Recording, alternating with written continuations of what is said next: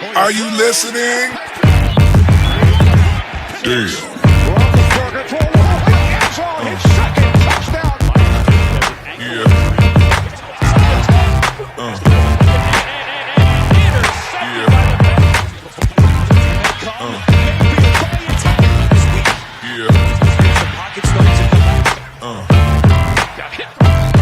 And the ball is loose. Third and 4. He's coming. Jackson open field. He is in. Yo, welcome to another edition of the AFC North Talk. Guys, keep hearing it. Where are you guys going live? It's every Tuesday, 5:45 p.m. Eastern. But if you're not sure, if you get confused with dates and times, because I do, because I'm in a different time zone, just hit that bell when you subscribe and you will know when we come live. Shout out to my guy Ace. He cannot be here today. He's with his family, enjoying some time. Shout out to him. But hey, we have the commitment. We were going to be here. And it's going to be a good one. You saw the thumbnail. Every time we associated a player that is not in the current team with said team, that player goes to another team. I mean, it is what it is. The Steelers timeline, that Juju could be there, right? Maybe. But that stimulus check was there. Before we go into all this amazing stuff, Tony, who's our sponsor, bro? I'm watching Quinn. I like Quincy going through his green screen here. I like this. We're getting a behind the scenes look. Where's the logo? It's on here. I think you had it. You passed it. I think you went too quick. Did I pass it? Nah, yeah, there it is. Got it. All right. Ace can't be with us today. He obviously has a family commitment, but we know the Cincinnati Bengals are looking to protect the franchise. Well, we want to help you protect your franchise. Our partners at Manscaped, the leaders in below-the-waist grooming, have partnered with us to make sure you don't gamble on shaving your balls the same way you like to gamble on football. For listeners of AFC North Talk, we have an exclusive 20% off promo code. Use promo code AFC North Talk. That's all one word, AFC North Talk at manscaped.com. The Bengals are getting new uniforms this year, guys. Okay. In fact, they've actually leaked out. You know what they say about getting new uniforms? You look good, you feel good, you play good. Well, our sponsor, Manscaped, wants to help you look good and feel good with the Lawnmower 3.0, a below-the-waist trimmer. Because of their ceramic blade, their skin-safe technology, your nicks and snags will be reduced. You can protect your blind side, by the way, with the LED light there, so you make sure you see everything you're doing. Very important. The lawnmower light. The lawnmower is basically Penisul of the below the waist trimmers, right? This is a generational talent of a product. Their performance package comes with the new and improved Lawnmower 3.0, what I just talked about. Also, the Weed Whacker nose, ear, and hair trimmer, the performance boxer briefs, and a travel bag for you to use when you're done quarantining, and some other liquid formulations like the Crop Preserver and the Crop Reviver. That Crop Preserver, by the way, deodorant for your balls. Guys, you need that as well. Now, for a limited time, subscribers here are going to get not one, but two free gifts. You get the Shed Travel Bag. It's a $39 value. And you'll get the patented high-performance anti-chafing Manscaped Boxer Briefs, but you have to go to manscaped.com. You'll get 20% off, free shipping. Use that promo code AFC North Talk. All one word, AFC North Talk. There we go. By the way, it is in the description below, so you can just go copy-paste it, make it easy for you guys. Hey, free agency is upon us, right? Franchise tax just happened. It's about to start. We'll know. Maybe we'll get a salary cap number. You never know. Maybe the NFL will make us go into free agency without a salary cap number. How are they doing franchise tax without salary cap? I know, this is just so stupid. But anyway, thank you, NFL. You always prep accordingly, right? Yeah, right. Okay. So we talk about Bengals and Browns. Yep. And then what I was trying to do was more, as teams have more salary cap. So obviously that's the order. The Ravens are next. And for the Ravens, for example, I know my Ravens fans, if a receiver out there, anybody that is a wide receiver that has a pulse, is he coming to the Ravens? I get it. Yeah. Is he a Raven? Is he coming to the Ravens? What do you think? So obviously Quincy's boy ain't available. He's getting $20 million to stay over there with Mitch Trubisky. $20 million. I think it's near 20. No, I think he's getting like between 16 and 18. I don't know if we know the exact number yet, but I think it's between 16 and 18. But yeah. I know, poor that's- Quincy. that's- Allen Robinson will that's- not be coming to the Browns. It's tough. Oh man, $4 more million than Odell Beckham Jr., who everybody cries about his cap number in Cleveland, but Allen Robinson, oh man, we need him, right? Let's continue to do what we always do about Allen Robinson, which is ignore him no matter what he does. Yeah. Well, we'll He's just in a ignore him bad for now. situation. Yeah, He's we'll always in ignore a him bad for now. situation, right? But right now, for the Ravens, people are talking about Galladay. And some people are talking about Antonio Brown. Some people are talking about Juju Oh, Smith-Schuster. AB, that's true. Yeah. Get Hollywood Brown, or you get Hollywood and AB No. together. Listen, my dream guys. package. Listen, my guys. No, I'm all this. All these receivers are gonna get overpaid. Well, I don't know about AB, but the rest of these receivers, Juju's gonna get overpaid. I think Galladay's definitely gonna get overpaid. Quincy's talking about a guy like Allen Robinson. Go see Galladay break out the number at 18 or 19. A guy that really, in my opinion, is more of a second-tier receiver than Allen Robinson. But no, Ravens, we ain't getting none of this. I think the Ravens, big concern for the Ravens are edge rushers, right? We currently have one on the roster. That's it. We have one. Sack Daddy, as he likes to call himself, he does not produce anything in the NFL, Ferguson. And then receivers and O-line. O-line, we'll see what happens with Orlando Brown Jr., if he ended up trading him or not. I think the GM came out today, Eric DaCosta, alluded more like we're not going to trade him because we don't know how if Stanley might be ready or not to start the season. So you can kick him on the left side. But center's a big problem for the Ravens. There's a couple of centers out there that can be taken a look, including Lindsey, which is probably the top-rated center from Green Bay. I think that is where the Ravens go. I don't think it's going to be receivers. If you bring a receiver, it's going to be more vet minimal type of receiver. Bring and post that O-line. And then on the defensive side, if you're going to get any discounts, Ravens fans, it's going to be more on the defensive side. It might be somebody that is more on the 1 year. Let me see if I can then get paid next year. It's not going to be a receiver. No receivers coming to Baltimore. I said this last week about the Bengals. I said, Bengals fans, remember, I said if Thuney is $15 million for the Bengals, it will be 17, right? Because he knows he's not going to play. He's not going to play or contend. I would say the same thing for the Ravens on the receiving side. If a receiver named X is 15 mil, for the Ravens is 17 because he knows he's not going to be as productive. So the next contract is going to be cheaper. So you have to overpay for that. That's the reason I don't think it will happen. I think the Ravens bolster some way the edge rushers and the O-line and then go back into the drafting board on the receiving side. But I would like to hear you, Tony. What do you think of the Ravens? Okay, so you have a lot of things going on with the Ravens, right? Because the first, you didn't even touch on the Lamar Jackson situation, which got a whole new wrench to it. With the only reason I haven't talked is because I think at the end of the Steelers and Ravens, we have to have a segment about Baker and Lamar's contract with Dak. Post Dak Prescott, the $40 million club. Welcome to the $40 million club. Okay, so I look at the Ravens roster, right? Now, obviously, running back, they're pretty set. I think Gus Edwards, J.K. Dobbins, that's going to be your room. Maybe you supplement that with a late-round guy or, someone cheap in free agency, but certainly no big names, right? They're not bringing in Aaron Jones or anything like that. Wide receiver, though, they are losing Willie Snead. Correct me if I'm wrong here. They are losing Willie Snead, right? So that you have to replace that. Yeah, the replacement was there from last year. Their idea was Duvernay. Duvernay is the guy that they wanted to put in the slot, right? Please do that. Yeah, I mean that was the idea for Snead. They're different type of receivers, right? Duvernay is a more shifty guy. I think he would be good in drag routes and stuff like that. But Willie Snead, where Willie Snead excel was in a chain moving situation, right? Willie Snead will find that soft zone and then he will catch it. He had a knack to fall for the first down. I mean, we haven't seen anything from Duvernay, but I think that's what the organization is going with. Duvernay as the slot guy.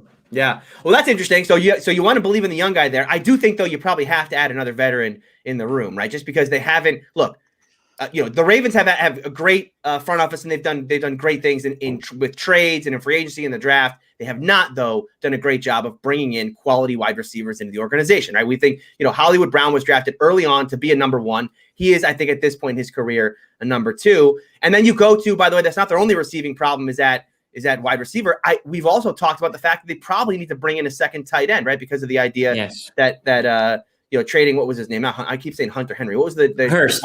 Hayden Hurst. Yeah, Hayden Hurst. And that will be another place. I think it's more likely that we can bring a vet tight end, that we can sign a big time receiver, because in this offense, tight ends are used, right? Mm-hmm. In this offense, tight ends are used. So there you can probably squeeze a good tight end versus, again, the receiver. The only receiver I can see getting a decent deal and bringing to the Ravens is a guy like AJ Green, right? AJ Green might want to stay at the AFC North. He has something that we don't have, which is lengthening. And we were talking before the stream started, high pointing the ball. We don't have none of that. So that could be a guy, but that also will be on a more cheaper deal, because I don't know what is the market for AJ Green. I don't think it's going to be that much.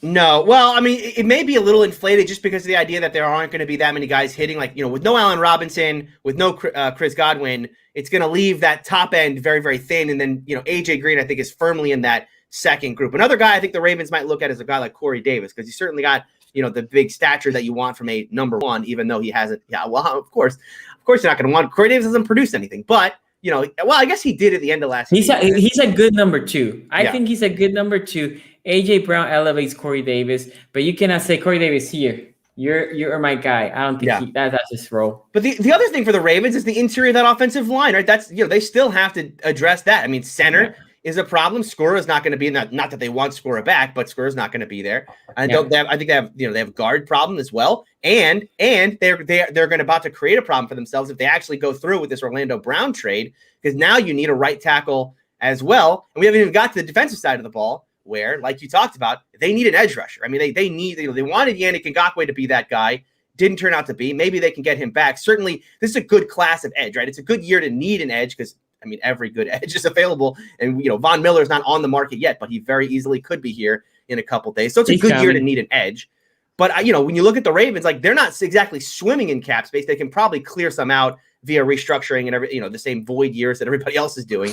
But, you look at a team right now that I think needs a wide receiver, needs a tight end, probably needs another tight end, needs to address the interior of their offensive line, and, oh, by the way, also needs an edge rusher. Yeah, they got a lot of different things they need to address, and this is not a team that usually goes out and spends heavy in free agency. They're going to have to do this via the draft, and there's just too many positions that you need, really starter-capable players at to address it all in the draft. So it looks like this team's going to have to go out and find some value in free agency. I don't know. It's an interesting spot the Ravens are in this year. Hey, what do you think, man? Hey, I hear this Ravens situation. I hear Tony describe it, and I can't help but think of an old school Kanye song. It goes like, "Oh, and it all falls down," because it is falling down there. We went from last offseason, I would never let this down, 14-2 was seen as a disrespectful prediction for this team. They were so loaded. They had so much around everything. They were the dominant offense. Look what they did to the defense.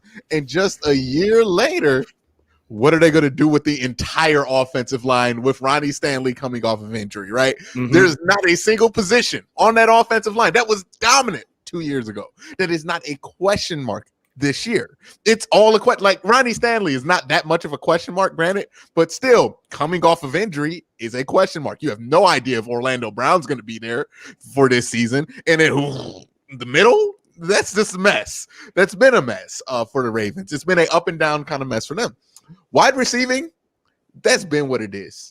That has always been what it is at the wide receiver room. Some of that could be Greg Roman. Some of that could be Lamar Jackson. Some of that could be these wide receivers just aren't very good. I think it's a combination of all three, with Greg Roman taking the plurality of the pie there, of the percentage of the pie there. So that's a mess, right? And then they shaved the tight end room. They traded a tight end, yes, sir. And then they got Mark Andrews. They don't really have anybody behind him that's serious. Now they can address that in free agency. That's not a problem. But you got to pick and choose there on the offense. And then now you're losing pieces on the defense, that you were kind of relying on older guys to step up anyways, like Calais Campbell, to kind of provide your pass rush. You got Yannick Ngakoue still, right? No, it's the other way around. You have Campbell. We don't have Yannick is a free agent. Yeah, Yannick's a free agent, but you have Campbell, but Campbell's the older guy that's coming back. Yeah. So Derek Wolfe they'll have back, yeah. Yeah, so it's Derek Wolfe at this point. I don't know how much he's really offering. He's a free agent. He's a free agent too. Derek Wolfe's not. Oh, it's only a 1 year deal. Yeah, so it's a complete. I don't know. This is like everybody was giving Eric DaCosta his rings, right? Well, his praise. Oh, he already followed up after what Ozzie did with the success of Lamar Jackson. But the success of Lamar Jackson, that was an Ozzie Newsome pick, if I'm not wrong. And this is now where Eric DaCosta gets to prove if he's worthy of being the successor to Ozzie Newsome. And the fact that he's in this situation kind of like makes me wonder if he is the guy that's going to be the long-term successor to Ozzie Newsome, because Ozzie didn't get in these kind of issues. He got in hairy situations like Joe Flacco, but you couldn't blame him for the Joe Flacco one because he literally won a Super Bowl and had like the best 5 games of his career leading up to that. So when you look at the Ravens, they're in a messy situation. You're kind of relying on Eric DaCosta to be pretty thrifty here and figure out how he's going to fix all of these things. What am I going to do with the offensive line? What am I going to do with the wide receivers? What am I going to do with the offense? I think if I'm the Baltimore Ravens, look, the wide receiving thing, fixing the wide receivers, that is a pipe dream in Greg Roman's offense. You can get AJ Green, you can get Corey Davis, and you can get everybody's favorite wide receiver, Allen Robinson, right? And you'll still be a bottom 10 passing offense with Greg Roman as your offensive coordinator, with the combination of him having Lamar Jackson as the quarterback. Now, everybody's going to hear that. Oh, no, you're being disrespectful with Lamar Jackson. No, Lamar Jackson's he has strengths in other areas. He's good as a passer. Ooh, did you break glass there? No, my bad. He's good in other areas. You didn't like the Lamar Jackson slander. I was about to fix some stuff here. But Lamar, don't take your shirt off. Don't take your shirt off. But Lamar, he's just not somebody who's he's not gonna have his best year and not have at least 600 to 800 rushing yards. That's part of the offense with Lamar. Running the ball a lot is just part of the deal with Lamar Jackson. So you're never going to have a top 10 passing offense with Lamar Jackson. Not saying he's not capable of being a good passer. He can develop into that. But right now, no, he's not that guy yet as a passer. It's going to piss off a lot of Ravens fans down there. This is why I say you're wasting time and you're not even using Lamar to his best ability when you invest in all these wide receivers. You can get them all there, but what do teams want to force Lamar to do? If you're the Pittsburgh Steelers, what are you trying to force Lamar to do? For the love of God, don't run. Right. Just whatever you do, don't run. If you're throwing to Marquise Brown, if you're throwing to your wide receivers, I see that as a win as a defensive coordinator, because there's nothing we can do about you running. There's something we can do about you passing the ball. That just is what it is when he's that special as a runner. So why in the world are we trying to figure out how to make other defensive coordinators happy by making him be more of a passer and by signing these high-value wide receivers for Lamar Jackson? I get the ideal of it. Well, if you surround him around more talent, he'll be a better passer. My thing is just go all in with what Lamar is, right? If you're going to run the ball with them, if you're going to do the things, just go all in with what you did when you got the most success out of him in his MVP year. Go all in and getting those tight ends. Get the best tight ends. You get all these deep tight ends. Spend the money on wide receivers, on tight ends, offensive line. Really just go all in on there. And then the wide receivers, if you draft one that hits, awesome. It's a deep draft. You might get one that hits, but it just might be Ava DuVernay out there running underneath. Hey, I love DuVernay. Don't slander. I love great films on Netflix. Yeah, she does great work. Yeah, I like her documentaries. I don't know how she runs routes, but y'all gonna have to have Ava out there running these routes, and it just is what it is. Honestly, it is what it is. Why would you want to invest so much in an area where, at best, are you really expecting to be in the top 10 in passing with Lamar Jackson and Greg Roman? That combination for your offense, is that what you're going to be hoping to do? So why would you invest in somebody who the goal would be to be in the top 10 with passing by investing in expensive wide receivers? It's not going to be worth it. Go ahead.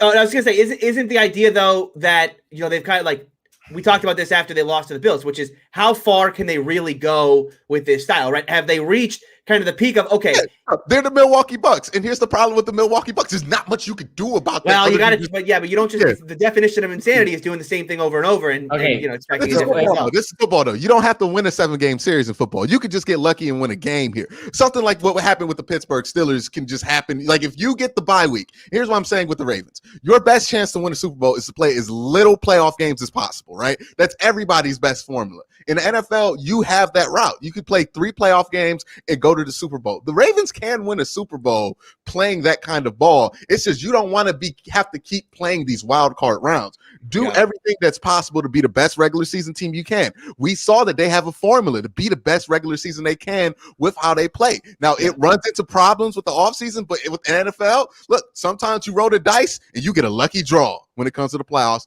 and that's the Ravens' best chance. If they try to come out here and switch it up, and we're going to do this differently and change things around and have Lamar dink and dunk more, I feel like you're going to just make things messier than they need to be, and you're not going to be a better team because of it. And I don't think you're building a better team. Your best chance is to do everything you can to get that bye week and just hope you get some good matchups that aren't going to bite you in the butt, because that can happen. But if they go about, we're going to invest in wide receivers and sacrifice in this area and that, we saw this year that the team took a step back by trying to do some of that. Why continue to do that? Like, if the same thing goes, right? If the definition of insanity is the same thing. They stripped the tight end away to bring in more wide receivers. Why would we continue to do that when they were much worse this year than they were the year before? They strengthened the defense. They were much worse this year than they were the year before. So what is the right way to go? I would say the way that you went 14-2 is probably the right way to go, because at least then you're getting to the second round guaranteed, and you have a much easier path to get in, and you're playing less games. Doing what they did this year, you're going to continue to make the playoffs, yes, but you're going to be playing in wild card weekend, which is great, but not really where the Ravens want to be. Okay, so let me add something here. The difference between 14-2, in my opinion, the tight end thing, I think it was something that they just completely blew. They needed more on the tight end side. But putting that aside, health was a big thing for us. The O-line was healthy in that 14-2 stretch. The O-line in this, I forgot what we finished, 11-5. 11-5, yeah. Was not healthy. You lose your old pro tackle, right? Now, in the 14-2, you had an old pro guard there, Marshall Yanda, right? So you that had none of those two the following year. Stanley, and in the case of Stanley, he was missed after week 6, I think it was. So obviously that's going to hurt. Then you're scrambling your O-line. You have a guy in Skura that played well in that 14-2 run up to week 10 where he got injured. Then he comes back and he's a shell of himself. He hasn't been good since he came back. Here's what I'm saying, though. Like, I get your point there. They weren't healthy at the end of the season. But even going into the part to where before Ronnie Stanley got hurt, they weren't playing as good as they were in 2019. We all mentioned that during the season. And then also the point is, it doesn't matter if they're ever going to get healthy again. They don't have that same offensive line anymore. It's not going to be back together. Right. That was my point earlier. I said, like, wide receivers, we should not go get a wide receiver, right? Edge rusher, we might get, because, like Tony said, there's a lot out there. There's a lot, and we'll see. So it might be good for getting a couple veterans and say, like, hey, I might sign there for like a year, right? So we might get cheap solutions in there, but we're the Ravens, which I think they're middle of the pack in cap space right now, should invest is in the interior of the O-line. Yeah, I think they might say, well, if Stanley comes, we have our left tackle. And in the case of Orlando Brown, he may or may not be there. Again, Harbaugh and DeCosta talk about, like, we probably they alluded that he's going to be in the team, essentially is what they said. You can't let him go. He's too good. You can't let him go. So you might be good in your book and tackle. So now if you go and get a guy like Lindsey and then you put a center, right? I think he was Pro Bowl center this year. So you make it your center. Your left guard has been your left guard for the past three years. And now your right guard, now you're looking for that one position. In the case of the Ravens, they drafted a couple guys to be a right guard last year, including Tyreek Phillips. So at that point, you have one question mark instead of multiple. In week 6 or week 7, whatever, Stanley went out. Now you have the big hole on left tackle, right? Now you put Orlando Brown there, which played well, but now you have a hole on right tackle. You were rotating guys in the middle of the game in your right tackle position. You would have DJ Fluker play there for a couple of snaps, and then you would have Terry Phillips playing for a couple of snaps, right? And now for the receiving side, I think the Ravens should go with what they have. The type of receiver that I keep saying this that they need is a guy that can go get the ball. I'm not saying on a deep pass. I'm just saying even if it is a 5 or 10 yards curl route, then you can just throw it there and he can just adjust and grab the ball. We don't have that guy. What we have right now are receivers that need the ball here, right? This is their target area. And if I don't get it there, I'm probably going to drop it. So that's the type of receiver the Ravens, in my opinion, need. But I think free agency for the Ravens is fix the O-line, which essentially was what the Browns did last year. Fix the O-line, right? The holes that we have, and then go to the draft and try to get some bargaining deals on the defensive side. Go ahead, Tony. Couple things. We got chat heated up right now. I don't know if you guys are watching chat, but chat is heated. I got him mad. Yeah. Well, look, and I want to make sure that people understand what Quincy and I are saying, right? We're not saying that the Ravens are in this horrible spot where they're going to go 6-10 next year, right? No. But we know they're going to be a great regular season team. Lamar Jackson is one of the best quarterbacks in the league right now. They're going to make the playoffs. The question is about how do they go from where they are today, which is very clearly not at the top tier of the league? How do they make that leap? And is investing in wide receiver the right thing to do? Is changing it up and saying, hey, you know what? We only have so many things to it. We only have so much cap space and so many draft picks. Is it better for us to focus on what we know works, which is fixing the offensive line, fixing the interior of that offensive line, getting a pass rusher, and yes, ignoring wide receiver, or using some of that money to go out and get an elite wide receiver like a Kenny Golladay, right, or someone of that caliber, and maybe and then pushing aside the idea that, hey, yeah, we might have to go in with subpar play on the interior of the offensive line or at the edge rush position. I think that's the discussion. Bateman we have some super chats, by the way. We got some super chats coming. By the way, guys, super chat is available, and it's a way. Hold on, Quincy, and it's a way for you guys to derail the show, right? Go ahead, Quincy, before I read the super chat. All right, I know I like Kenny Golladay. We all like Kenny Golladay, but we're not about to just throw around elite, right? We did not just throw around elite. I meant that. No, I meant that in the salary cap hit. I meant that in the salary cap hit. Right? He's gonna be paid like an elite receiver. God bless the team that pays Kenny Golladay more than $15 million. It's coming. Okay, E-Rock 2020. Thank you for your donation, dog pound baby. I'm still getting used to not scouting QB for the draft. That's weird. Sorry. The Trip, shout out to you, Trip. The point is in getting a receiver is to open up the offense. With our running game, ain't no way we shouldn't been near the bottom of receiving separations. And he has another one, Trip. Also, it will put less pressure on Mark Andrews. Raven fans, y'all run up against the wall. Like the point is right there. Y'all run up to the point. Y'all smack your face on the point, and y'all don't realize y'all just hit the point there.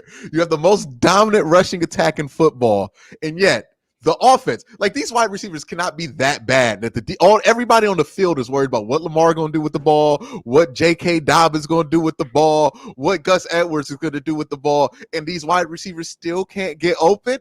At some point, like I'm not a big Pookie Brown fan, but like he can't be this bad that he can't get open when they're stacking 8 on the box. At some point, you have to be like, well, some of this is on Greg Roman, some of this is on the philosophy of the offense, and some of this is on, Lamar's ability to get the ball out there. I have said, and I know the chat does not listen to me, they just criticize me sometimes, but I have said this is more of a Greg Roman problem than it is a Lamar Jackson problem, but Lamar does contribute in those problems sometimes. And what the issue is, and what I am saying is, if you already got 8 people stacking the box, and your wide receivers who aren't great, but aren't that bad, still can't get open because of the scheme, because the scheme is so vanilla and so predictable that it does not stress defensive backs out. What do you think putting a better wide receiver and more money in that same role is going to result in? The same thing that's been happening at a wide receiver, which is very underwhelming results compared to what the expectations are. The wide receiver, the top wide receiver in that offense, it don't matter who you put in there. It could be Allen Robinson. He's going to get 800 yards, probably 6 touchdowns, right? And that's only if he's a big target. Like these are just These are the issues that you guys are in. Like, this is the reality of the Ravens situation. A wide receiver is not going to save you, because when has a wide receiver ever saved the Greg Roman offense from finding more dimensions? It never has. He had Steve Smith. It still was an issue with him back in the day. This is what it is. When you decided this was all set in stone, the second the Ravens were like, we're keeping Greg Roman. So why should the Ravens cross their wires and keep Greg Roman, which obviously means you're going to continue to do this run game thing with Lamar Jackson, while also doing something that's inverse to keeping Greg Roman, investing in wide receivers, right? Those two things do not mix. They don't go together. That's dark and light liquor in the same cup. It's not good. It's not a good combination. So instead of crossing your wires, and I get what Tony's saying, the definition of insanity is doing the same thing over and over again, but this is the route they chose to go with the offensive coordinator. So you might as well just go as full in and support that play style as best as you can, rather than continue to try to, like, well, we're going to add some pieces here and we're going to put some little bit of Greg Roman and we're going to get a good wide receiver. It just doesn't make a ton of sense to me. It doesn't seem like it's going to be something that's going to be helpful. It just would be like a money pit almost. Yeah. So for me, let me say this, and it's something that I tell Ace Boogie all the time. Doesn't matter who your receivers are if that O-line ain't fixed. That O-line needs to be fixed. You did, yes. Now, before we keep going, guys, something that I don't think we have said here live, but we have a Twitter at AFC North _talk. We had a poll. Browns fans represented well. They finished number 1. Ravens fans came through at number 2. The Bengals fan, and there was no Steelers fan to be found. There was Steelers. We got like 6%, something like that. I mean, they're hiding. Yeah. They're hiding. Wait till the Steelers get like Listen, wait till they win one to game the Browns, next year. Wasn't a great end of the year for the Steelers. Give us a sec. Give us time to grieve. Give us time to grieve. Tony, as you know, there's 2 Steeler fan bases. There's the Steeler fans that are there for the first quarter, and then there are the Steeler fans that are still there in the third quarter. Right now, y'all got that third quarter fan base. Y'all got that half empty, social distancing stadium. You know what I mean? The second half, listen. The second half is not a fun place to be in the third quarter when everyone's still out there getting the concessions. Yeah. So let me also, as we go to super chat, I would like to know who's in here in the live chat right now. 1, if you're a Bengals fan. 2, if you're a Browns fan. 3, if you're a Ravens. 4, if you're the Steelers. 5, if you're just here enjoying and you don't want to get fined. Let's go with Harry Holland with the $5 donations. Ravens need to invest in a center. Pick up a decent receiver like Higgins or Cole. Get a tight end like Everett. On defense, get younger and hit on the draft. Everybody wants hitting on the draft is crucial. Higgins and Cole's is a pass for me, at least. Mr. Culture says the Ravens offensive wise, stellar, but O-line. Stellar, but the O-line is needing patchwork. Focus on locking down O-line and free agency and maybe the draft. No wide receiver at all. I mean, I agree with the sentiment of no wide receiver. Ooh, look at that. You got to get somebody, but I'm not advocating don't get anybody, because you do have to replace Willie. Like, I'm sorry, I know you guys like Duvernay, that's not a Willie Snead was legitimately your best wide receiver the last 3 years. Like, you're not going to replace him. Well, I think he was the most reliable. I don't know if he was the best, but he was the most reliable. He was the best. He was the most. He produced the most. He was the most reliable. He was. Who's been the best receiver? Produce more. Go back to yardage and touchdowns. Now, I mean, if you're talking about stats, if you need a first down, if you need a first wide receiver, no. If you need I know what you're saying. He has more yards because he goes down the field more, right? But if you need a first down and you need to draw up a play for a wide receiver, who you? Yeah, but that's reliability. You're talking about reliability. That's not reliability. That's your best receiver. That's your best receiver. No. If you need one guy to get open, at the end of the game, are you really throwing it up to Hollywood Brown so you can see if he catches it? No, I think the Browns might defer. Remember that game? I think they would defer. That was because Lamar took a dookie and then came back on the field, and then all of our defensive backs fell on the ground. Quincy, did you erase that from your memory, or? Yeah, I was like, I did it. Oh, because we're gonna act like that was Hollywood Brown getting open, right? That was was. We gonna act like that wasn't all Lamar Jackson? That was Just an taking amazing all the play by defensive back. Hollywood. I'm just That was saying. not a Hollywood Brown play. We already know. We talked about this during the season. Hollywood Brown has had multiple plays where just the defense forgot about him Is, and let him run behind him. Who would it go to? Lamar Jackson will go to Hollywood Brown most usually. Okay, Now I who would should say it go to? Willie Snead is the most reliable catcher in that mid, like a mid, like 5 to 6 yards. But Willie Snead for Lamar Jackson is wide receiver number 3. If you think about Hollywood and Mark Andrews are the most reliable or the go-to guys for him. Drawing it up for Mark Andrews, but come on, is Mark Andrews? Then you looking for Willie Snead, and then we'll see if they forgot about Hollywood Brown and throw it up to him like that. I'm not even trying to be slanderous to Hollywood Brown. No. I get what 600 yards, 800 or whatever yards he had this year. Good for Hollywood Brown. I am truly happy for Hollywood Brown. I've always thought he was a number 2, like Tay again. He's that kind of a guy. I'm not trying to be disrespectful. That's just who he is. But. Come on, man. You're not about to sit here and tell me that the Ravens need somebody to get open on any point of the game. Who are they going to look at? It's always been Willie Snead with them. No. Listen. I'll explain. Like Steeler fans can recognize this.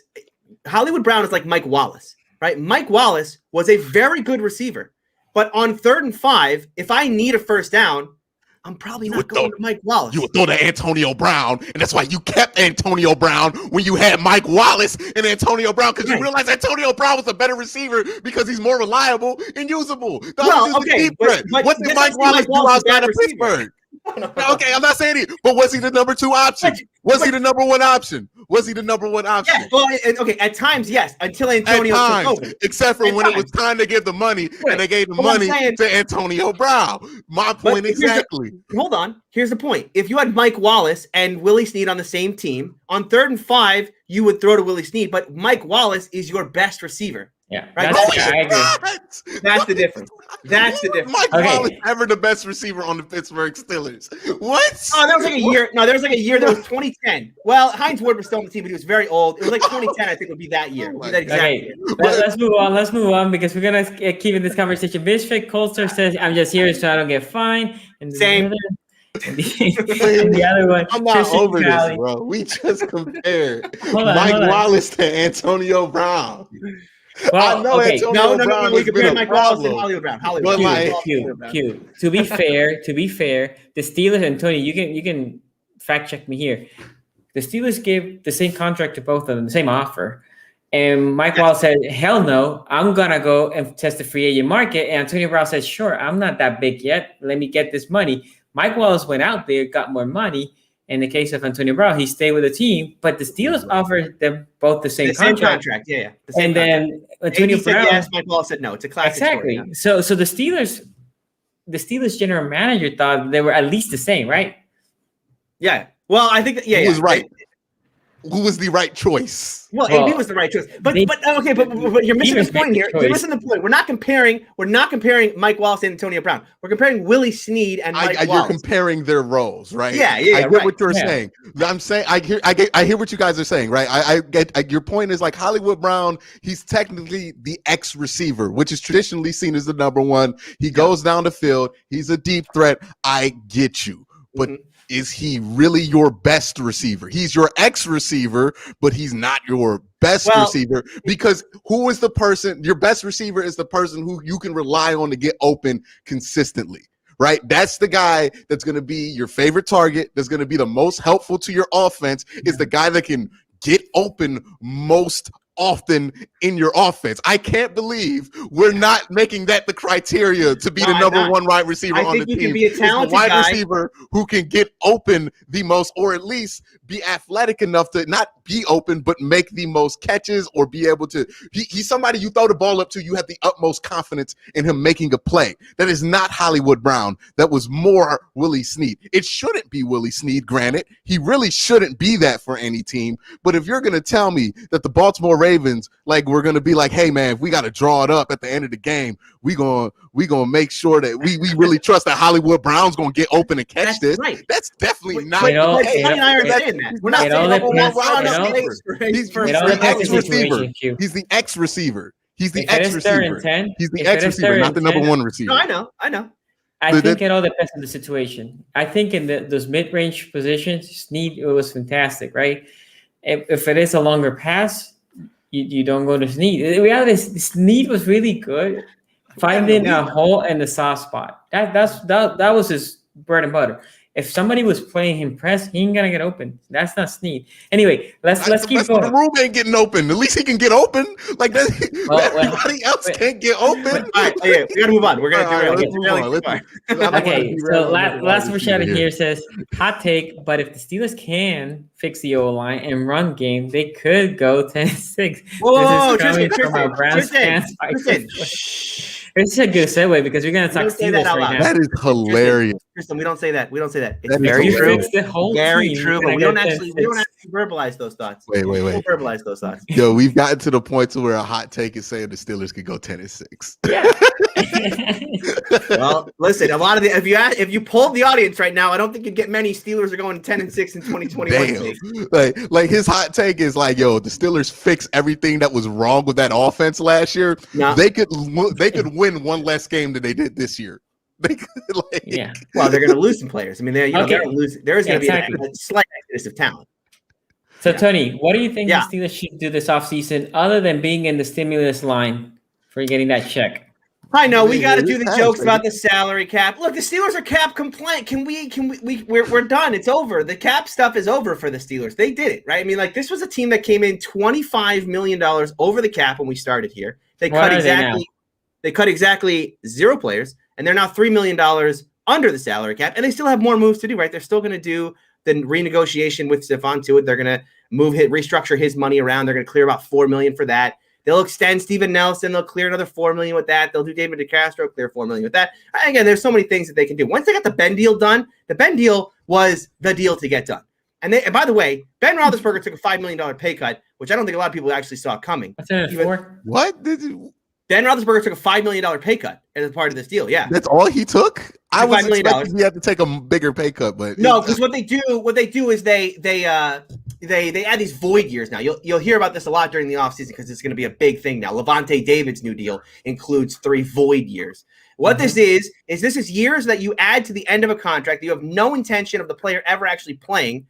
But because of the way prorated bonus works, where you take the signing bonus, you just divide it among the years. It's a way for you to spread the cap hit out, but not actually pay for it. In the time of the retires, and they still have a $10 million cap hit. That's essentially what it is. Yeah. So Ben will play for one more year at $25 million cap hit this year, and then he'll have a $10 million cap hit next season. But again, the Steelers have like $160 million in cap space next year, so I think they could eat the $10 million. Yeah, but that was the big deal that got done, right? Once Ben's deal gets done and he took a pay cut, well, the Steelers are fine now, right? I mean, this is never a team that goes out in free agency and spends like big money. I know Steeler fans want to convince themselves like Corey Linsley. We're signing Corey Linsley.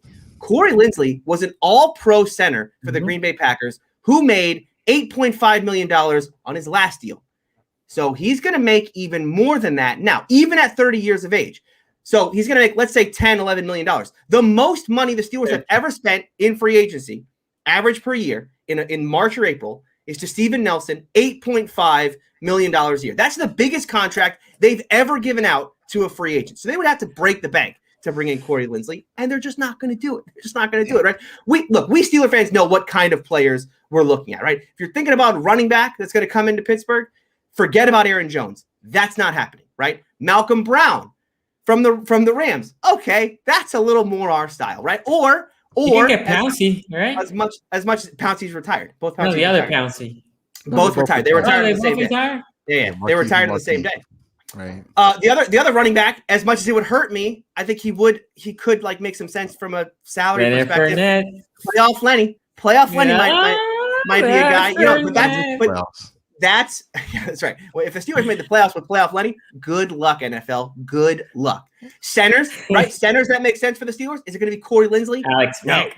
Is it going to be like Austin Blythe from the Rams? No, right? Those are actually good centers. No, the Steelers are going to be in that kind of Tyler Shatley from the Jaguars. Or as much as Steeler fans don't want to hear this, Matt Skura might be a player the Steelers gonna have to look at. But this is a guy. Look, Skura, not a great player, but he has started 54 games in his career. And if you need a patchwork center to he's up and down. Skura could get on the snap problems.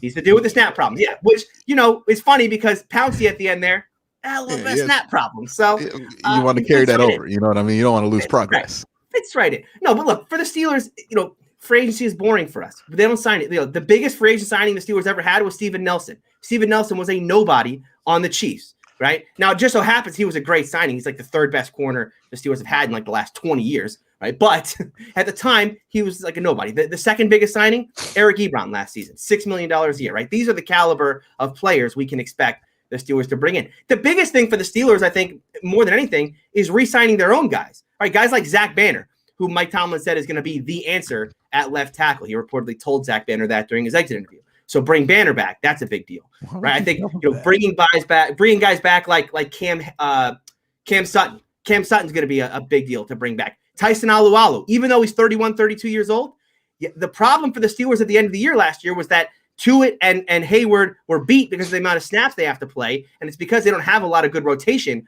on that D-line. You can't lose a player from that D-line and expect that Hayward and Tuitt are going to be there for you at the end of the year. So I'm looking for the Steelers more to re-sign guys they already have and then go out and maybe sprinkle in some free agents here and there. A veteran running back like a Malcolm Brown would make some sense, but I think they're more likely to draft a Najee Harris or Javonte Williams. And then at center, sure, Skura makes some sense there. But I think, Drake Jackson, Landon Dickerson from Alabama, these guys make more sense in the draft. The Steelers are going to acquire the talent in the draft. They'll look for value in free agency, but they're not going to be big spenders. I mean, that's where you're going to get your running back, right? This year. Yeah, I think so. Okay, Q, I mean, to be honest, I'm not going to add too much to the Steelers here, because I agree with you. It's going to be, let's see who we can keep, and maybe a vet here, a vet there. But the Steelers don't have that money. They don't have that cake to do that, so no, the problems with the Steelers, like, you're not going to really solve them in free agency. Now that they got their stimmy, Ben gave them their stimulus check. Mm-hmm. He freed up that cap. Well, not freed up, but, cleared up a complicated cap situation that would have led to you having to cut Joe Hayden. Now you could probably keep Joe Hayden or restructure Joe Hayden if you really wanted to. You could do all kind of interesting things there. In salary cap logic, it's just magic. It's just magic with numbers attached to it. It means nothing. Like, didn't the Chiefs just restructure and free up $15 million in cap space by adding some diddly doos to Patrick Mahomes' contract? You know what I mean? We're gonna get to when we talk about Dak Prescott's contract and how on his day one of signing that contract, he gets $74 million. I'm in the wrong business. Oh, no taxes in Dallas. Oh, that made my heart stop. I was like, that's a lot of money. But when we talk about the Steelers, it's like, what are they going to do? Well, what do they need to do, right? Are you guys still there? Okay. Yeah. What do they need to do? They need to get better at quarterback. They need to get better on the offensive side of the ball. They need to get better at offensive line. There's too many things that they could have solved even if they had a little bit of cap space.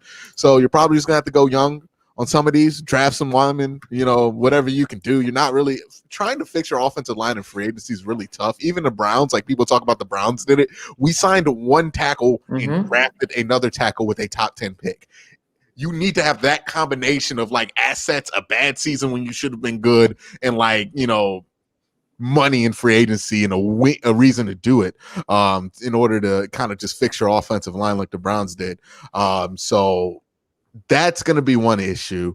But yeah, most of the things with the Steelers is how's that offense going to look? We know the defense is going to be relatively fine. How's the offense going to look? And really all that's dependent on Ben. You can get a running back. You can get all these other things. But if Ben's turning the ball over like he was at the end of the season, then, you're not going to have a great time. And it's not going to be fun. No. Yeah. I mean, it's like the South Park joke, right? You don't want a pizza when you're supposed to French fry. If you pizza when you're supposed to French fry, you're going to have a bad time.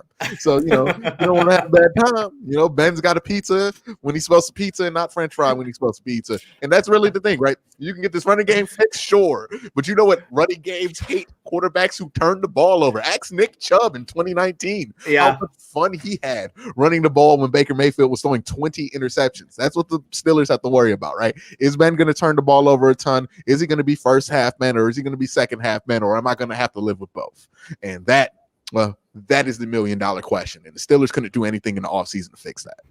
Yeah, the biggest problem is the Steelers are getting old, or they're very old, and on offense, and the Ben is places old. that Ben is old on offense. Everyone else is young. Ben is no, old.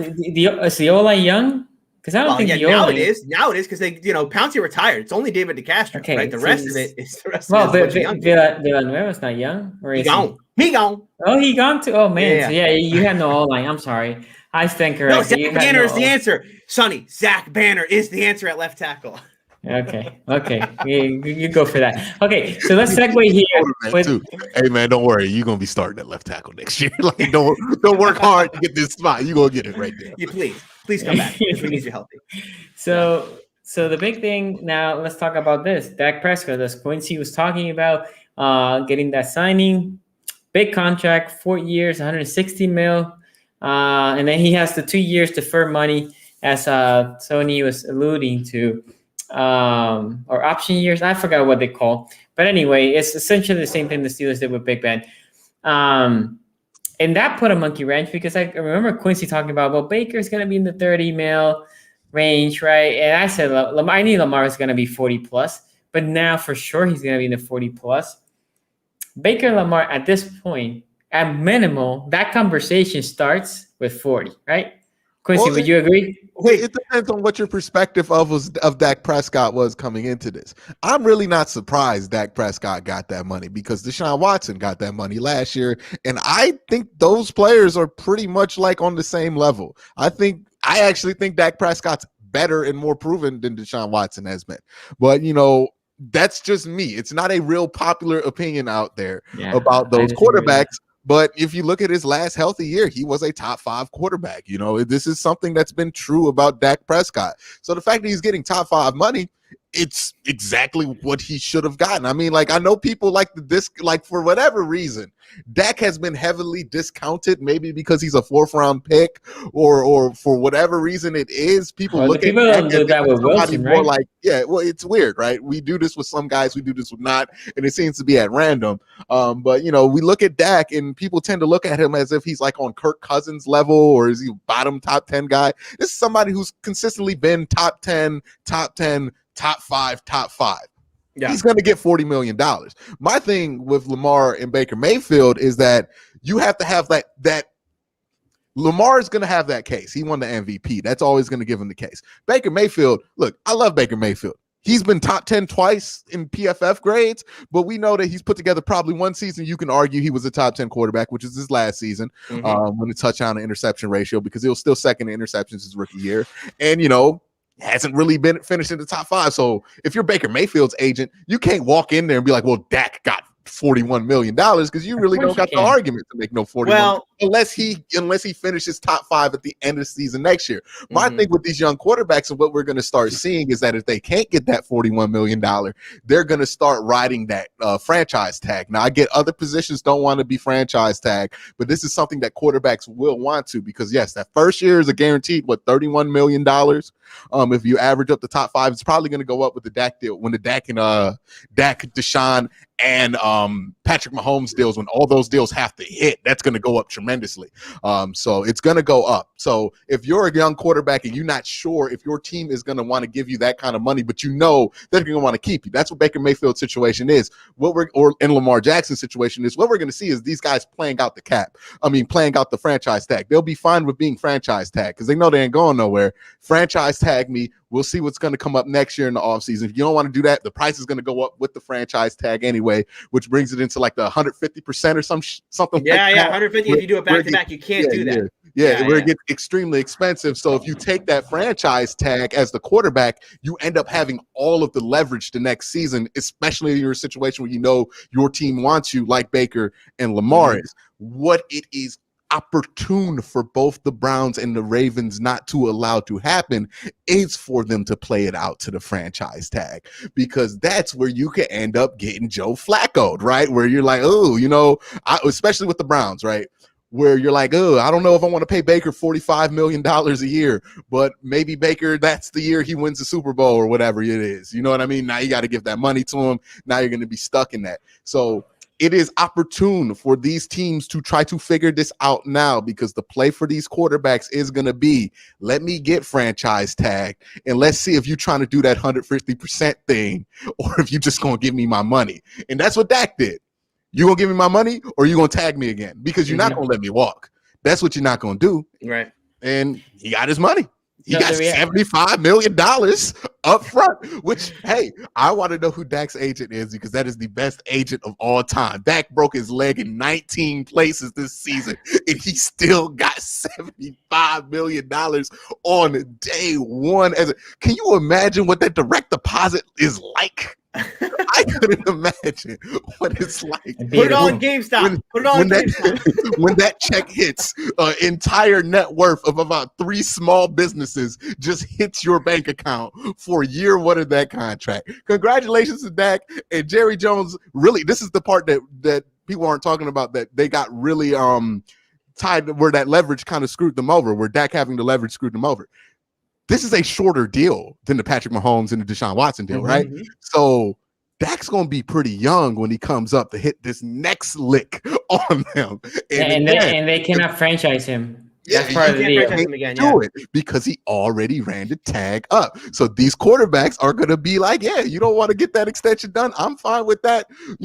Give me the franchise, because once you give them that franchise, you lose all of your leverage, and then they can hit you for licks on licks. And Lamar is probably going to want to do that Dak deal where he has a shorter term deal, because he knows that the clock's going to be ticking on his ability to demand elite money because of how people perceive quarterbacks who run a ton. They don't think they're going to age well. He's going to have to get his money while he's young. Yeah. I see that happening. So if you're the Ravens, if you're the Browns, I would say, hey, do what you can to get that number, manageable within this next year, this next offseason, because you don't want to be running into the franchise tag and have that price just, you could be paying $50 million for a quarterback in a couple of years. It's not out. It will happen. What's the 5th year option cost going to be for Lamar Jackson and Baker Mayfield? Do you guys have that? Because million.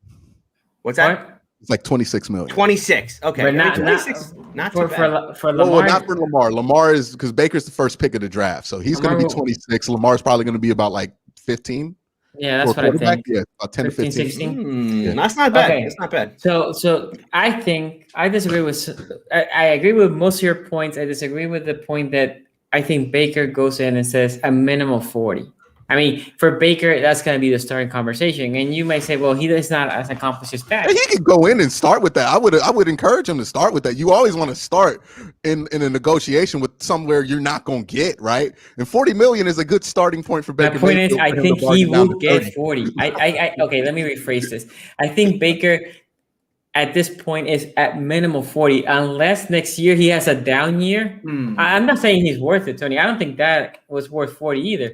I'm just saying, unless Baker next year goes down, unless he regresses, if he has the same type of year, he's getting at least 40, because he can go back and say like, yo, that I was rookie of the year.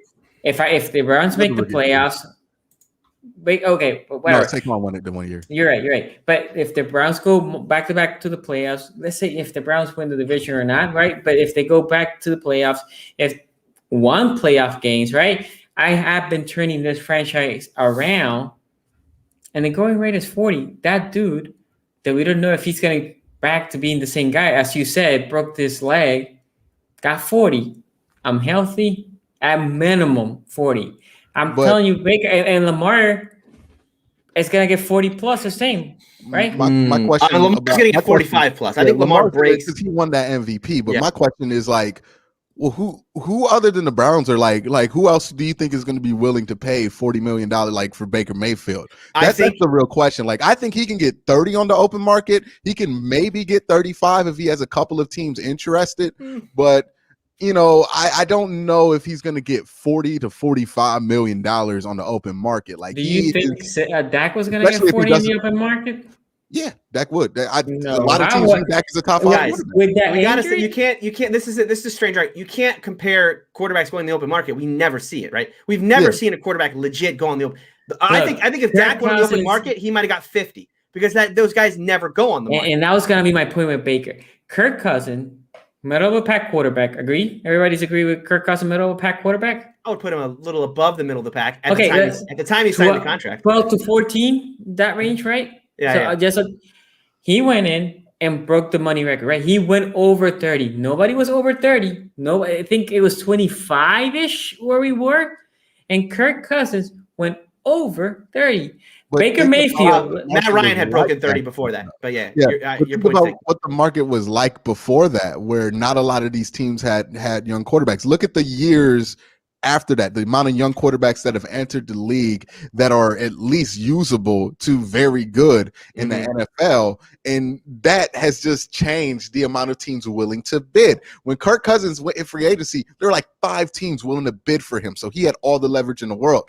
My question is, like, in a world where you're struggling to trade Russell Wilson and Deshaun Watson, like, it's not the as same. thirsty as a market for these quarterbacks out here. So yeah, if Baker Mayfield does hit the open market, which I don't expect, I think he'll get an extension done. They'll probably have one peak year at like $40 million, but it's going to average out to like 38 or something like that. If they do it now, if they do it after next season, it's probably going to be higher, because I anticipate Baker's going to have probably his best year of his career next year, because of it looks like everything's there. He's going to have a coach for the second year in a row for the first time. I would anticipate he plays better. But if we're just going off of what he's done now, there's no way Baker Mayfield, and I'm as big as a Baker Mayfield believer than anybody, but there's no way he can go in there and demand $40 million when, like, hey, look, your best season was 30 touchdowns, 9 interceptions, you barely got over 4,000 yards. Like, that's $30 million quarterback money. That ain't really 45. Like, you got to start approaching 5,000 yards and crazy numbers like that if you want to get paid like that. So Baker and Lamar right now, they're in different tiers when it comes to this contract thing. And they're in different tiers because Lamar has won that MVP. And that's the ultimate bargaining chip he can say. I am a former MVP. I should get top 5 quarterback money because I've proven I'm elite. Baker has nothing that he can say, hey, look, I did that. He has some games he can point to, but he doesn't have a whole season body of work where he can point to. And that's why ultimately they're going to be in 2 different conversations. And again, look, if you're your team that's trying to keep your quarterback, don't let it go to the franchise tag, because you're going to get hustled. So let me go to some super chats that we have here. Shout out to everybody that has been donating. Shout out to everybody who's here. Make sure you like, and if you haven't subscribe and comment on this video. Mischief says, after Dallas Cowboys game in week 4, I knew Dak was that dude. He low-key scared me because that comeback ability he has. Congrats to Dak for the real. And then the trip says, Pat, Watson, Lamar, Dak, Baker, Carson, Kirk, Fitzmagic. And we have one more somewhere. I'm trying to figure out. There's just random quarterbacks in there. He's like, no Russell Wilson in that. So I was trying to figure out what. Just AFC quarterback? I'm not sure. There was a lot of miss. Trip, let us know in chat. What was that list? I tuned in late to this chat, but I just want to know how the Pittsburgh Steelers are going to do this year. The Steelers will do.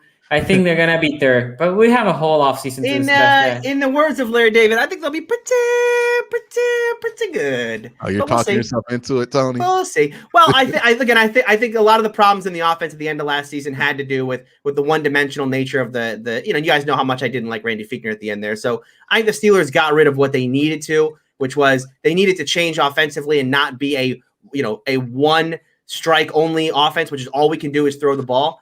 You mix in some running game there. You hope to get a Ben Roethlisberger at the end of the season that's playing more like he was midseason, because you're just going to be exposed to him less. I think that can be a big key. I got a question for you though, Tony. Mm-hmm. How much of it is Randy Fichtner? How much of it is Ben? I say this only because I say this only because the year before, and this is one of the big points I was talking about. Now, I was wrong about the 6-10 thing, but one of the reasons I thought they were going to go 6-10, and this is why I'm not predicting 6-10, because I'm just not doing that to myself again. Welcome to the 10-6 train. Yeah, 10-6. Still is going to be 10-6. I'll give them that. Whatever. But here's one of the reasons I was concerned about the Steelers coming into that season. When you add Big Ben in there is nobody else's offense you're running other than the offense that Big Ben runs to run, which is eventually going to devolve into Big Ben throwing the ball 50, 40 times. And that's what that offense has devolved into. And I just, with Ben out there, and this is the thing with aging quarterbacks that people have to be aware of, especially when they're aging quarterbacks that are gunslingers, right? The Browns are going to have this problem if Baker gets to that point, right? Eventually, is that these guys, they don't go out gracefully because they want to go out how they've always played, which is throwing the ball a ton. It's happened with Drew Brees. It happened with Peyton Manning was smart enough to stop halfway through the season, but it was happening real bad with Peyton Manning. And it's like it tends to happen with Ben, where it happened this season with Ben, where hey, look, y'all were riding that early on and it was great. Let Ben cook. Yeah. Then it happened, right? It crashed down to earth. And yeah, you could do all of these things and try to change the offense, but if Ben's still there, it's really not going to be that much different between Matt Canada and Randy Fichtner, because the offense is going to be what Ben wants to run. That's what's going to it's going to be what Seven wants. They're not going to have Ben running different play concepts he's never ran before. It's going to be, I like this guy on that. I like this guy on that. And since I don't got Juju, I'm going to be petty about somebody. You know what I mean? Like it's going to be something that they're going to do, and it's going to be the Ben offense, which can be good. Look, we saw the first 11 games was great with Ben. But we also know the downfalls of Ben once he gets older. And this is one of the things I'm worried about with the Steelers is like, how much can that offense really be different if you're bringing back Ben still? Well, here's what I would ask you is, are we sure they were running Ben's offense for the majority of the time? Because I did a whole video on this about what went wrong with Randy Fichtner. And one of the big points I had in that video was all about no huddle, right? And I talked about this on the show plenty of times. The Steelers, Ben Roethlisberger, from his numbers, out of no huddle, was the best quarterback in the National Football League, right? I mean, his numbers there would have put him like top 3 in the league out of no huddle. Right now, yes, Fichtner could have been calling the plays out of no huddle, but I think majority of the time Ben was calling his own stuff there. Out of non-no huddle offense, Ben Roethlisberger was the worst quarterback in the National Football League, right? So again, I'm not sure that Randy Fichtner, his offense or Ben's offense was the only thing that they were running there, that Randy Fichtner didn't have his hands in that, but that those two were, as buddy as we thought they were. And the other thing that I'll say to this, is this idea that, when Matt Canada offense is only going to be what Ben wants to run. I'm not sure that that's the case. Look, I think self-scouting was a big part of what Randy Fichtner did not do and what Matt Canada can do. And you look at, even if you take what Ben likes, right, which is they're going to run more pistol than they are under center. And that's true, right? Because Canada's going to want to run under center. Ben's going to want to run pistol. They'll run pistol. But they're still going to run all of the shifts and all the motion and all the little snapshots that they're going to get on every play. And I think that's going to help them in situations to understand where to go with the football, that kind of thing. And I think they also will just run the ball more. I mean, I think Ben Roethlisberger understands what happened at the end of last season was his own doing, right? He didn't throw 4 interceptions because he got unlucky. Right? He threw 4 interceptions because he threw 4 bad balls. And I think, this team will have a more dedication to the run. More balance. I agree. Yeah, we'll see with that. But make sure, talking about Ben's bad balls, don't have bad balls at home. On the Manscaped.com, use promo code AFC North Talk. Put the banner up. 20%. So you don't have bad balls like Ben had bad balls. There you go. AFC North Talk, all one word, Manscaped.com. So Mischief Culture says here, where y'all getting the 10-6 prediction? We do know that it's... We don't know. We don't know That's yet. the other thing we don't know. We don't know that it's a 17-game season. They haven't made this official either. The season starts in like 5 days, okay? And the NFL still has no idea what the salary cap is going to be, how many games we're playing this season. I mean, this again, I cannot stress this enough. The National Football League is the worst run organization in all of sports. Remember they had all that time to prepare for the Rona? And then they showed up 2 days before camp started. Like, hey, what we gonna do? We need to have a meeting about the Rona. You had all summer. What do you do? Like they just found out. Oh, there's a global pandemic happening right now. Oh, what? To be fair to them, we'll put up some ads so people can't sit in the first 5 rows. That was their first thing they did. They did that in like April. And then they did nothing for 4 months. It is amazing. Yep.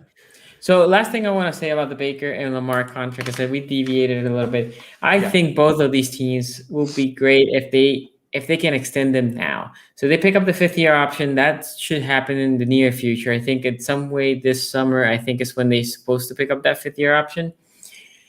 Once you do that, you have them under 2 years. In the case of Lamar Jackson, Baker right now is for this year is 10.6 essentially million against the cap, and Quincy says 26 if there's a fifth year. Lamar is 3 million against the cap this year, and then let's assume 15. Well, the reason is let's say both, for the sake of our argument, they're around 40. Well, with these two numbers, now you can also bring some of that money in for the next year. Not this year, because this year is going to be bad for cap. But next year, when the cap should go up, now Baker, you can, from 20, maybe you can elevate it to 30 and then flatten the rest of the years. In this case of Lamar, let's say 15, you can bring it up to 30. And then if he is in the 40s, you can bring that cap to like the 30s, right? And that's the advantage of doing it early. Or you can do what the Chiefs did with Pat Mahomes, which is, even though he averaged to near fit, 45, I think it is. 45 a year, yeah. Even though he averaged to 45, his cap number has been in the 20s, right? And I think this year it might go to 30, but not near 24 40. this year. Okay, so they're still keeping him low, and then at some point his cap number is like 60, and their hope is we can extend him, right? So you can do, or the cap just explodes before then. That's another thing. And that could be too. So and that is the argument. What do you do? But extending both of these quarterbacks now is, if they think they have their guy, is to the benefit of those teams. I will say this for both Browns and Ravens fans: those two quarterbacks, I think they're good, great. Both of them have flaws, and when you pay them that top tier, those flaws might grow. Unless, as Tony said, if the cap number grows, then you still have money to sign. If you sign them now, then you can bring that cap number lower because of this money that is currently getting paid for those players. But if you wait, you have to franchise them, and you have to give them whatever they want, essentially, because you had no other option. Yeah, it's gonna get bad. Yeah. Real quick here on it, because I know we're running long here, so I'll make my thoughts on this whole contract situation quick. I like Quincy think that this is two different classes. I think Lamar is in the class of he's going to break the record. He's going to get a contract that's even bigger as far as an average per year than Patrick Mahomes, right? This is a guy who's never missed the playoffs. He's won the division twice. This is a guy who has won the MVP. He's going to get a monster contract. Baker Mayfield is in a more, and I'm talking about this as if we signed these guys to contract today. I cannot project out, what happens if Lamar has a bad season. Well, it changes everything, right? I'm saying if you sign them to a contract today, Lamar breaks Mahomes' record, I believe. Baker comes in at an interesting number. Does he break 40? I don't know that he does. Now, he could get it. The way that he does is that he gets the Browns to negotiate against themselves, which is to say, I'm your guy, and I'm like the only guy you've had in the last 30 years. Right? I mean, in this iteration of the franchise, I'm literally the only guy you've ever had. So let's talk about 42, right? It's somewhere in that range. But I think the number that Quincy threw out, the 38 number, I think that's probably more realistic because you look right now at where quarterbacks are being paid. Mahomes is at 45, Dak is at 40, Deshaun is at 39, Russell Wilson's at 35, then Jared Goff at 33.5. So we know the bottom there, right? Baker's not taking a deal less than what Goff got because Goff's just bad. So we know it's going to be above 33.5. And I think above Russell Wilson makes some sense there as well, considering his youth. And so I think 38 might make some sense. Yeah. And the other thing I want to point out, we talk about doing the deal today versus doing the deal in a year from now or 2 years from now, right, on a franchise tag. You never want to spend you never want to spend $40 million now to save $3 million a year over the next 5 years, right? The math does not work out there, right? So why would you sign Baker or Lamar today when you could just fifth year option them and wait a year to sign that money because you're paying money today that you could easily be paying tomorrow. Mm-hmm. But here's what I will say to that. The TV contracts are coming due, and that means the salary cap is likely to explode. I don't know if you guys saw this earlier today. Mm-hmm. There was a tweet that said the NFL expects that the salary cap by 2023 will be over $250 million. The cap for this year is whenever the NFL decides to announce it, is likely to be in the range of 180. We're talking about in 2 years, going from 180 to 250. Now, when you talk about percentage of the cap, all of a sudden, $45 million doesn't seem that bad. And when Lamar comes up in 2 years and he goes, $45 million is nothing. I want 50, 55 a year, right? Because we're talking about percentage of the cap. That's maybe why signing him to a deal today may get you on a discount if that number is correct. And we do get an absolute explosion of salary cap over the next 2 years. And also, one of the things I wanted to point out there is an ideal that we miss out when like a guy like Dak gets a big deal, right? Or when Lamar does. These are guys who have been playing undervalued for a long time, right? So there's a reason why Dak wants all that guaranteed, well, not guaranteed, but that money up front day one. Because, he spent years playing on a 4th round contract, being a franchise quarterback. Same thing goes with Lamar. Lamar has outplayed his 31st spot drafted slotted contract that he got with the Ravens. And that's going to probably mean that he's going to want to get some of that money back. That just is part of the deal. When you get a franchise quarterback, it's part of making it right. So it's going to make the number up front a little bit higher. Baker, it's his 5th-year option is not going to be that much more different than what he would be if he got an extension. Mm-hmm. So we're just gonna have to wait and see with what happens with Baker. Again, they're in 2 different tiers, 2 different situations right now for many reasons. Baker was a number 1 overall pick, so he's been making number 1 overall money this entire time. Yep. Lamar hasn't been making number 1. Like you said, he's $3 million right now for Lamar Jackson. Yeah, this year for him. Yeah. He won the MVP with what, $2 million? I mean, like his value has been ridiculous. So you're gonna have to pay some of that back. And that's just part of the deal with when you hit on a franchise quarterback and you're winning on that rookie deal. So that's going to be interesting to see going forward. All of these guys are going to be interesting spots, and it can all change. Baker could have an MVP type season this year. We'll see. Lamar could have another MVP year.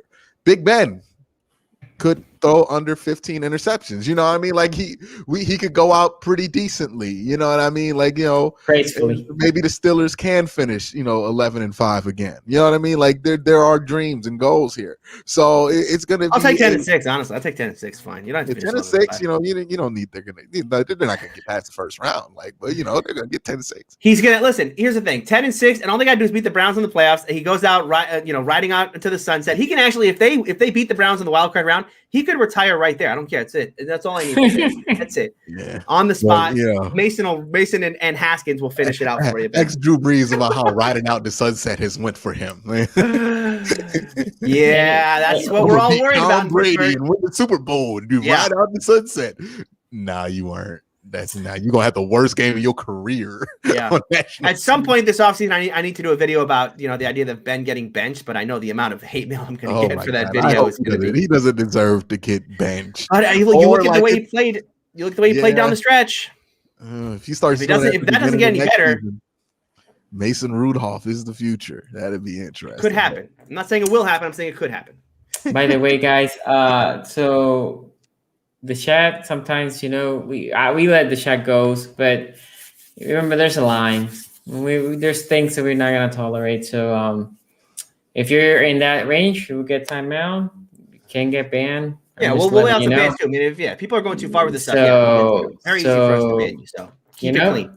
We let trash talk. I mean, we let it roll. You can trash talk us all at one, right? I mean, that would happen to Quincy earlier in this stream.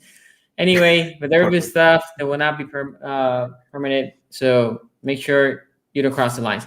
Anyway, guys, next week, 5:45 Eastern, we're gonna be talking about the big moves the Steelers didn't make, the big moves that the Bengals might make, and everything in between. You know how we do here in the AFC North Talk. Tony, where they can find you, bro? Browns podcast. You can follow me on Twitter at Steeler Country. You can find me on Locked On Steelers every Tuesday with my friend Chris Carter. I was on there today talking about Ben Roethlisberger and a conspiracy theory that I have about why Ben Roethlisberger's pay cut means that it is a stone cold lock. Juju's coming back to Pittsburgh. You can listen to that there on Locked On Steelers. Also, you can find me on my new show, Steeler Country with Tony Serino. You can find that on YouTube or wherever you find podcasts. Want to give a shout out, by the way, to Quincy, because I wanted to do a video channel. Like, Quincy's got this nice video channel. I'll do one as well. Let me tell you something about doing a video. And Quincy does this every day. I was trying to do it once a week. Editing video is a pain in the ass that I have not. I cannot understand, Quincy, how you do this on a daily basis. So props to you for doing it. It took me a month to get my second video out, but I did that, and there's no video; it's just audio. So, but yeah, look forward to more videos from me on my channel, Steeler Country with Tony Serino. You gotta get it in a rhythm. It's like working out. Once you get into the rhythm, it's fine. But just starting it, if you like go to the gym once a month, I'm sore. I'm sore. It's gonna be. I can't get out of bed. Because you just gotta get in the rhythm. That's what it's all about. But again, you can find me on youtube.com/Quincy Carrier, or just search Quincy Carrier in your YouTube search bar. I should pop up unless I'm getting shadow banned, which I don't anticipate being shadow banned anytime soon. We had fun here talking about Lamar's contract situation. Whatever Ben's future is, you know what I mean? Hall of Fame. His future's in the Hall of Fame, Quincy. Wait and see. Is it? It is. Wait and First see. ballot. In fact, first ballot Hall of Fame. You'll make Steeler fans mad when you go like, yeah, I mean, I guess they let Eli in. Like, you know. I'm gonna leave. All right, hey everyone, I actually gotta go. I'll talk to you guys. Hey guys, two more things. You can find Ace. Obviously, he's not here today. News Drive City on Twitter, on YouTube, I believe also on IG. For me, SCG Sport everywhere, all your social media platforms, and on YouTube. Manscaped, promo code AFC North Talk. If you want to make sure your balls are in top conditions, go to manscaped.com. AFC North Talk is the promo code. And then follow us on Twitter now, AFC North _talk. Anyway, it was great. We'll see you next week. Peace out, guys. Have you ever Are you listening? Damn.